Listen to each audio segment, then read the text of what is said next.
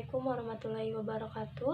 Perkenalkan, nama saya Pipit Fitriani dari Prodi D3 Kebidanan tingkat 1. Saya di sini akan menjelaskan tentang anatomi ovarium dan anatomi uterus.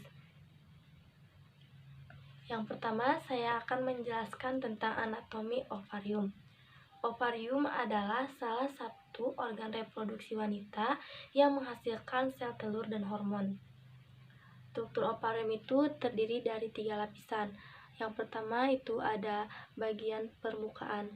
Bagian permukaan ini merupakan bagian yang disusun oleh epitel kuboid lapis atau yang biasa disebut dengan epitel germinal.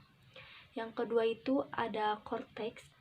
Korteks atau kulit ini merupakan bagian yang terletak setelah bagian permukaan, yang sebagian besar disusun oleh jaringan ikat. Korteks ini merupakan tempat di mana ditemukannya sel folikel dan oosit. Untuk yang ketiga itu ada medula. Medula ini bagian terdalam dari ovarium yang disusun oleh jaringan neurovaskuler, yang di dalamnya itu terdapat stroma yang berisi pembuluh darah, serabut saraf, dan beberapa otot polos. Untuk selanjutnya, saya akan menjelaskan tentang anatomi uterus.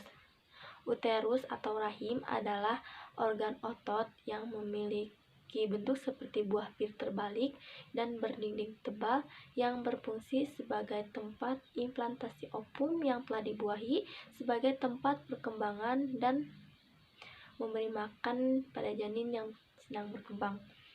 Untuk struktur uterus, yang pertama itu ada fundus uteri.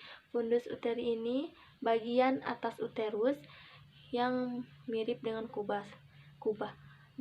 Tinggi fundus uterus ini bisa untuk memperkirakan usia kehamilan. Yang kedua itu ada korpus uteri atau badan rahim. Korpus uteri ini atau badan rahim ini bagian badan uterus yang paling besar dan paling utama. Korpus uteri ini akan tampak mengecil di bagian bawahnya dan berlanjut sebagai serviks. Serviks uteri ini atau leher rahim yaitu bagian yang menonjol ke dalam vagina pada dinding depan uterus. Kemudian pada serviks uteri ini terdapat saluran yang disebut kanalis serviks. Saluran ini berupa saluran lonjong yang panjang sekitar 2,5 cm. Pintu saluran yang berada di dalam uterus disebut ostium uteri internum, sedangkan pintu yang berada di vagina disebut sebagai ostium uteri externum. Kemudian lapisan dinding uterus. Lapisan dinding uterus terdiri dari 3 lapisan. Untuk lapisan yang paling dalam itu endometrium. Endometrium ini lapisan selaput lendir yang disusun oleh jaringan epitel, kemudian banyak mengandung pendurur darah. Endometrium juga merupakan lapisan yang memegang peran penting selama proses menstruasi. Dinding endometrium ini akan luluh bersamaan dengan sel ovum matang yang tidak dibuahi. Untuk selanjutnya ada myometrium atau lapisan tengah. Lapisan ini adalah lapisan otot yang disusun oleh kumpulan otot-otot polos yang disusun sedemikian rupa sehingga mendorong isinya keluar pada saat persalinan.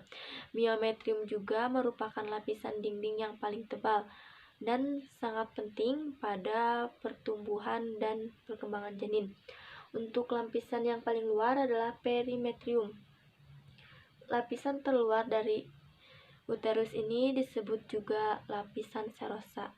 Perimetrium ini merupakan membran berlapis ganda yang akan berlanjut ke abdomen dan disebut peritoneum. Sekian penjelasan dari saya. Mohon maaf apabila masih ada kesalahan. Terima kasih. Wassalamualaikum warahmatullahi wabarakatuh.